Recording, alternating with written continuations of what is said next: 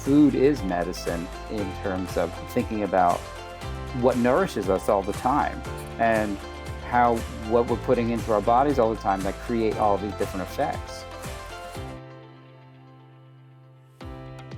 Welcome to the Learn Skin podcast with me, Dr. Raja. And me, Dr. Hadar, where we discuss all things skin. Join us as we delve into the art and science of skin health in today's episode. Hey, Raja, can you say the thing I told you to tell them?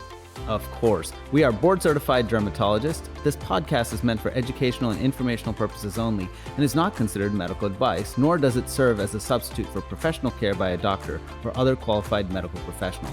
All opinions shared do not express the views of Learn Health, Inc. Let's get to the good stuff. Hey everyone, welcome to the Learn Skin podcast. So it's going to be me running solo here. So instead of hey Hadar, I'm going to say hey all of you. Have you ever wondered about nutrition? We have. That's why we're running the Integrative Dermatology Symposium coming up in Reno on October 27th through the 29th, because we're going to be focused in on the general concept of nutrition. And so you're going to be hearing a lot about nutrition in these upcoming podcasts. And today we're going to be talking about nutrition from a more traditional perspective. You know, obviously we think about things like low-fat diets, or maybe there's low glucose diets. But what about the way that other traditions have been doing it for thousands of years? You know, myself coming from an Ayurvedic background, there's a lot of ways that foods influence us in our sense of balance. And I have been fascinated about how traditional Chinese medicine takes an approach. And today, I'm not going to be just talking to you the whole time. We have an awesome guest, a good friend of mine, but also an expert in traditional Chinese medicine. This is Dr. Joseph Alban. He's a doctor of acupuncture and board certified in Chinese medicine, and uses herbs extensively and has a great deal of knowledge in nutrition from that perspective. Joe, welcome to the podcast, and it's fun to do this again with you. Absolutely. I'm so excited to be back, and I'm really excited for upcoming IDS in a couple of months. It's going to be a great session. It's going to be a great session. You have an upcoming lecture where you'll be dipping into a lot of the concepts around nutrition. So I thought maybe we could get a little nibble. There's my dad joke contribution for the day. But we'll get a little nibble of what's to come. So Joe, why don't you give us a little background on just what is Chinese medicine? How is its approach? I know we've done this in previous podcasts, but it's nice to have a little primer. And then talk to us about, how do you classify food, or how is that thought of from the Chinese medicine perspective? Sure, I'd love to give you a little taste. Right back at you, Raja. Oh, right back at me. I love it. Yeah, so Chinese medicine is one of the traditional medicines that's thousands of years old, and based in the concept of that health is a state of balance. And when we become imbalanced, then diseases occur. And there's a lot of different ways that these become imbalanced. One big concept in Chinese medicine, of course, is yin and yang, being the two opposites that counterbalance each other, but they also rely on each other, generate each other, and you really need both the yin and the yang. Yin is more cooling, more moistening and nourishing in that way, and yang is more energetic, more like growth and warmth and heat. So we actually can classify almost all of the medical phenomenon that we talk about within yin and yang. And it does come down to it. It's a big part of how we classify foods and how we classify in nutrition. But when we think about more specifics when you talk about foods, so in Chinese medicine, there are a lot of different ways that we can become unwell, that we become sick. Sometimes it's from internal stuff, meaning the body's natural qi, the body's energy and blood is not enough, or it's stuck, it's not circulating, these different things, or it's from external or some combination of this. External meaning like the natural environment. We think about things like heat, cold, wind, dryness, dampness. So generally, when we're thinking about different types of herbs and foods, they're really on the same spectrum here, that we think about the qualities that they have in terms of temperatures and in terms of tastes. So hot, cold, neutral, these types of things, and different tastes like sweet, salty, bitter, sour, and pungent. So I think what you're saying is that the way you approach nutrition and the way you approach maybe herbal medicine is not that different, right? Food is medicine, medicine is food in a way. That's right, exactly. And if you look at the herbal pharmacopoeia that we use, about 500 herbs, give or take, commonly used, but there's really thousands in the Chinese medicine pharmacopoeia. So many of them come from food, in fact. And so it's a little bit about how much you cook it and the dosage, so to speak, that makes the difference between food and medicine. But food is medicine in terms of thinking about what nourishes us all the time and how what we're putting into our bodies all the time that create all these different effects. I love it. Yeah, this is a similar concept. And in fact, I have a feeling that it's not just a similar concept. I'm sure they fed off each other, Joe. You like I'm sure. Ayurveda and traditional Chinese medicine? I think there's a lot of overlap because it's the same thing. The foods have specific classifications on what kind of energies they can induce or how they may impact the body. So, can you talk a little bit more about that and maybe give us some examples of some specific foods and how that might impact?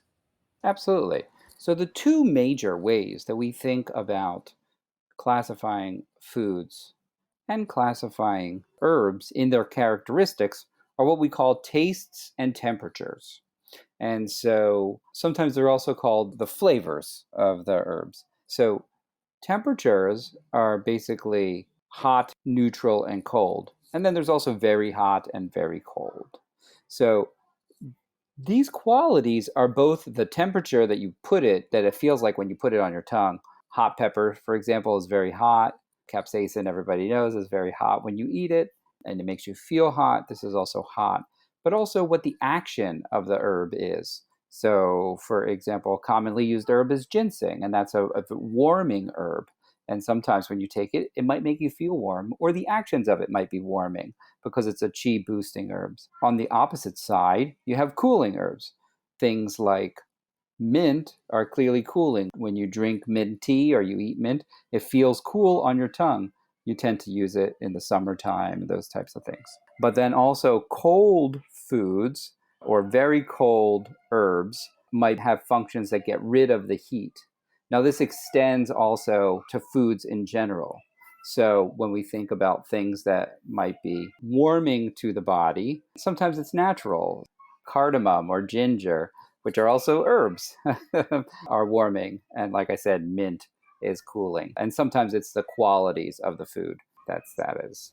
Yeah, it's easy to forget that when we spice our foods, that literally is herbs in many cases. Right. And you can totally slip into this scenario where herbal medicine becomes part of the food that we eat, and really it's not that different. Well, Joe, how do you approach this now when you're thinking about, because of course nutrition isn't just looking at the qualities of these foods, it's using them in the context of a diet or how people are eating. So how do you approach that? How do you approach putting a diet together? And maybe, give us an example with like a condition, like maybe we can take acne as an Mhm. example. Yeah, why don't we start with acne? Sure, absolutely. Yeah. So, also the functions of the herbs and the foods are dictated not just by their temperatures, but also dictated by the taste that they have. So, sweet tends to be nourishing, while bitter is going to be more draining of heat and those types of things. So, with acne, what you tend to have is either damp heat or toxic. It's a warm condition. It's going to be more in the yang phase, and sometimes it's damp oriented, or often it's damp oriented if you have more cystic, sometimes hormonal, but also there's toxic heat there. So, you think about that in general, and you're going to think about more cooling foods. Now, this aligns very much with what we think about in terms of acne and diet in terms of the West, right? So the foods that you're going to avoid mostly are things that are damp producing and heat producing. Milk being one of the biggest damp producers, and we know that dairy products and milk can trigger acne quite a bit. Sweet foods, too much sweet foods, can also be damp producing. Sweet foods do generate the qi, but too much sweet will overgenerate, make it too cloying, so to speak, and make the body produce dampness. So that also can be an issue. And you clearly see this from the Western perspective too. So, what to eat, you want to focus on things that are going to help clear damp heat, things like bitter greens, like spinach, kale, these types of things, not too sweet of foods, and to avoid dairy products very much so. Yeah, it's so fascinating how some of the things that we have now uncovered as being negative for acne from, say, a biochemical pathway perspective or some sort of epidemiological study had been predicted in both traditional Chinese and even Ayurvedic approaches because they'd spent so many years characterizing these foods and like Right. characterizing their effects. So, Exactly. Right. Yeah, you see quotes in ancient texts about how certain food, the dregs, quote unquote, the toxins from certain foods will manifest in the gut and then come out as acne in some traditional Chinese texts. now, how do you put this into the context of like a practical approach to eating? Meaning, people aren't going to start cooking necessarily with a bunch of herbs, but we know that maybe there's a few that they can incorporate. And then there's also just generally the foods that they're going to choose to eat throughout the Sure. day. How do you approach that counseling so that it becomes practical? Say to the general New Yorker, maybe they've got the side eye on whatever those New York subs are, or those pizzas, or whatever it is. And how do you reframe that for them? Well, so I try to make it as simple as possible and don't want to necessarily overwhelm people with it because it can become overwhelming. And there are some people who are super interested, actually. And so you do have to gauge the interaction of each patient. And also, things like we were saying, because you can incorporate different flavors into the course of your day, you think about the different flavors and moderating having different flavors is a good way to diversify your diet in general, and by diversifying the flavors that you have, you're able to have different foods and do different things. But if you tend to be a warmer person, I might tell them try to eat cooler foods. And we would talk about lists of foods like cucumbers, and most vegetables are cooling. Tofu is cooling. Things that are too warming in terms of meats might be more beef and lamb, but chicken and fish and pork tends to be more neutral. So you might think about those in terms of your proteins as well. So you can say about trying to trend in the different ways, I would say. And then certain choices that, especially when you're talking about people with acne, we try to say, okay, maybe you should switch out the dairy products in particular and maybe get a plant-based milk, and maybe if you find one that has a good profile with omega-3s, that'd be even better. Yeah, well, what is your take on giving people a recipe? Do you give people a recipe or do you just give them a guideline with like a printout, or how do you make it so that it's easy for them to follow along? Yeah, that's good. And that's an interesting thing for New Yorkers because some people in New York love to cook, and then some people in New York don't cook at all because we have Well, small that happens places, in right? California too, Joe. Some people cook and some people don't. It's a very well known thing. So, yeah, so for some people, I'll give them a recipe, or sometimes we might have a smoothie that I'll say, hey, I wrote something on my blog about it. You guys can check it out. Or sometimes I'll say, tend to try to incorporate these foods. When I try to keep it simple, we'll might provide a list of foods that are more warming and more cooling, which is kind of more yin are the cooling foods, or warming are the yang foods.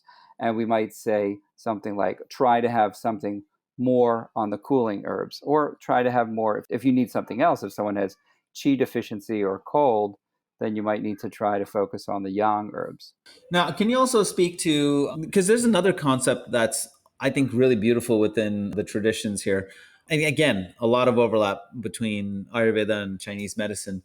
It's that a disease doesn't only have one imbalance, right? Like acne is not acne, or psoriasis is not psoriasis, in the sense that you might have different imbalances that can still end up in that end result of, quote, psoriasis. And maybe two different people won't have the same nutrition plans. Yeah, that's true. When it comes to more inflammation, it depends what stage you are in those types of conditions, because a lot of psoriasis does tend to be hot. And particularly with psoriasis, certain types of foods in traditional Chinese medicine that are activating foods might flare it up. So, unless it's a long term disease where it's not very active, the diet profile might be pretty similar for those types of things. In acne, it might be a little bit different, but you might have different types of tweaks, and different people might not react to the same.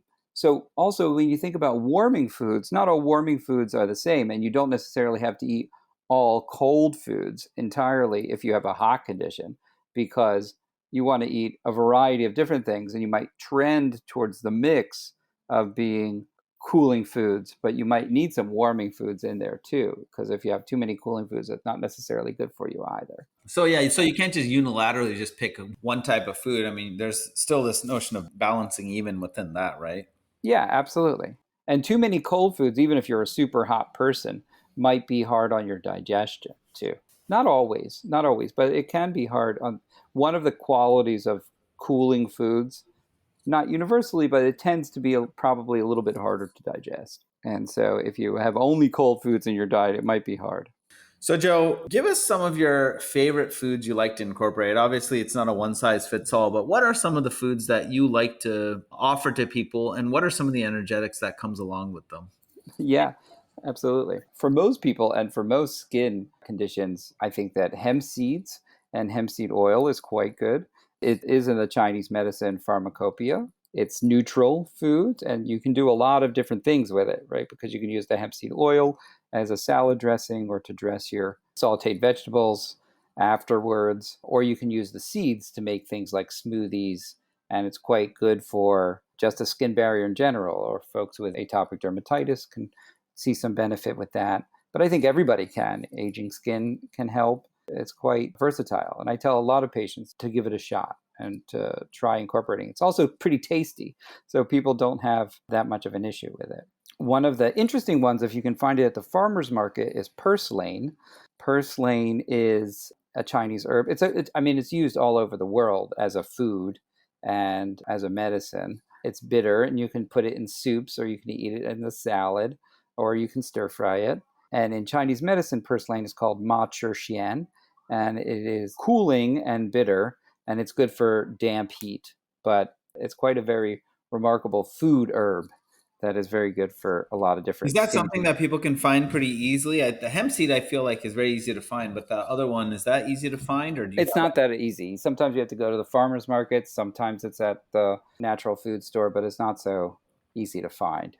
a suggestion for people to find it, or do you have an online link, or do you think it's better found in like?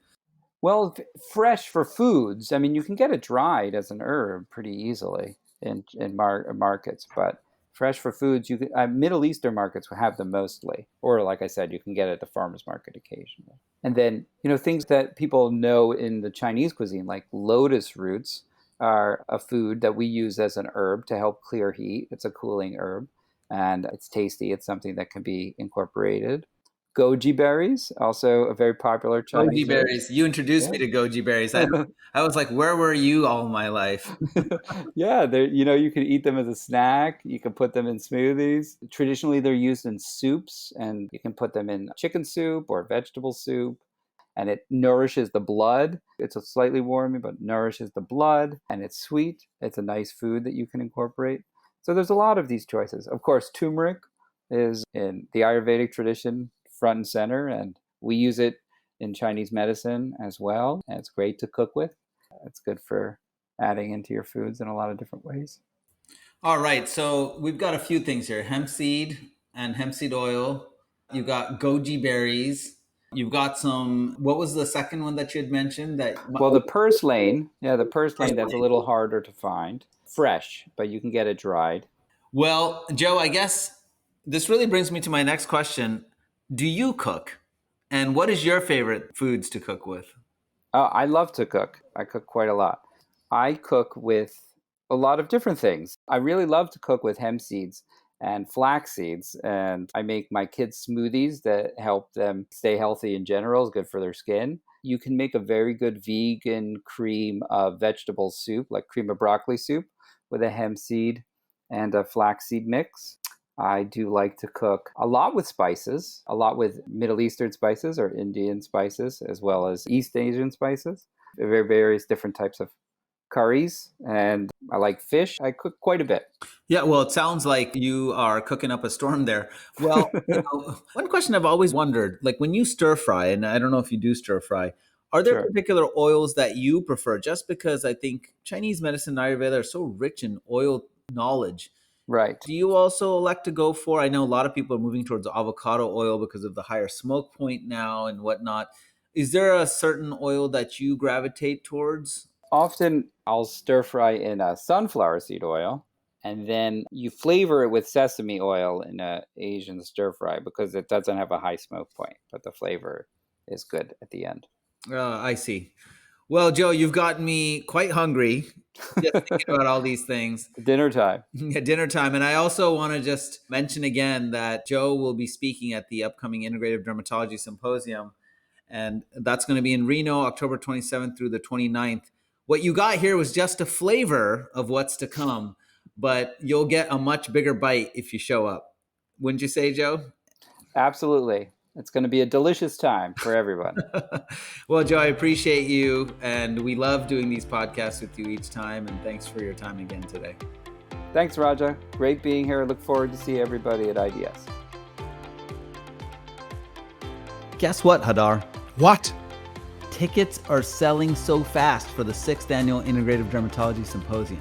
Really? Wow, that's amazing. I mean, each time this event gets better and better. Yes, it does. And as a special gift to our podcast listeners, all of you, we're offering 15% off registration using the code PODCAST15. Podcast15 for 15% off. That's a great deal. And prices won't be going any lower this year, so hurry up and get that discount. So true. And if you haven't joined us in person yet, we can't wait to see you. And this is the year to come have fun at the Grand Casino Resort in Reno, Nevada. Yes, we are excited to see you, and together with Raja and myself and other practitioners, you will get to connect with everybody, engage with the exciting research and content, and learn what the integrative movement is all about as we get inspired by the Sierra Nevada mountain range and, my friend, downtown Reno. All that nestling sounds fantastic. Dad joke alert, maybe even skin-tastic. I know we're all about having fun at the symposium, but this year's over the top. Now, I'm not much of a golfer, but for you golfers out there, they have over 40 courses, but they also have rock climbing, equestrian trails, boat tours, pools, arcades, and so much more to just relax. Oh my gosh, this definitely sounds like a family-friendly getaway. I know I'm bringing the kids, and while they're at the movies, Raja, you and I, my friend, no pun intended here, but we'll be feasting on a lot of nutrition. That's right. This year's theme has been long awaited. Nurse the gut, nurse the skin, and we'll be delving into nutrition. Oh my gosh, we can't wait to see you. Come be with us at the IDS on October 27th to the 29th, in person or virtually. See you in Reno.